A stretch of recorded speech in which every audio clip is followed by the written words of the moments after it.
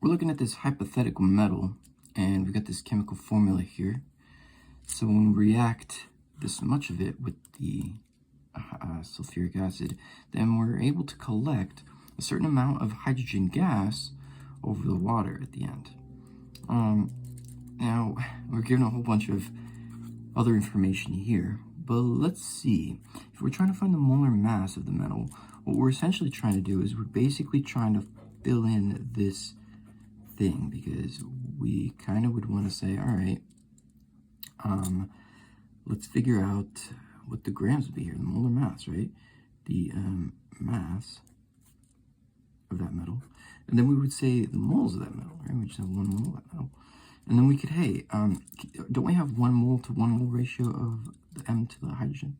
So let's just say the moles of M, we have 1 mole of that, we'd actually get 1 mole of the H2. And so what we're really trying to figure out is how many moles of H2, and then we'll be able to figure out what this little thing is. So let's figure out how many moles of H2 we have. In order to do that, let's try to use the PV equals nRT, because N would be the moles. Let's see, we are sort of given the pressure, kind of. I mean, we have this atmospheric pressure here, but remember, this thing was collected over water, so we actually have to subtract the water pressure from that before we can plug that in. So we'll basically say 756 minus 23.8. That's going to be the pressure of the hydrogen. So we'll just do that real quick. So we got 756 minus 23.8. Gives us a pressure of 732.2, and I think that is in torr.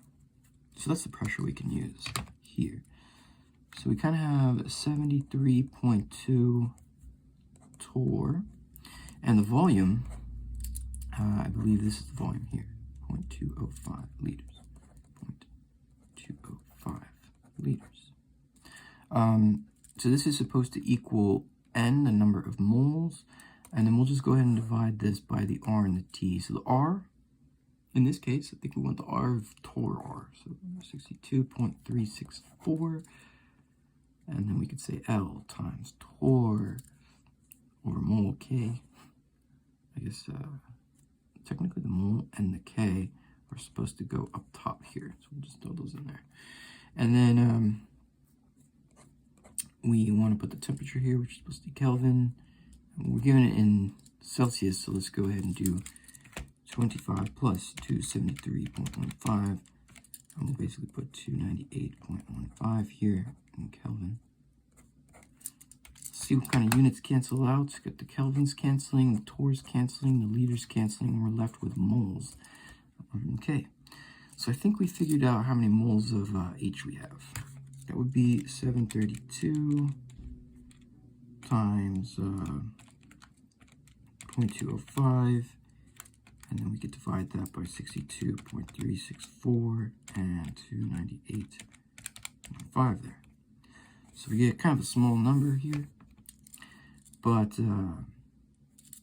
basically that this is, we're going to say N moles of H2, so we got 8 over here.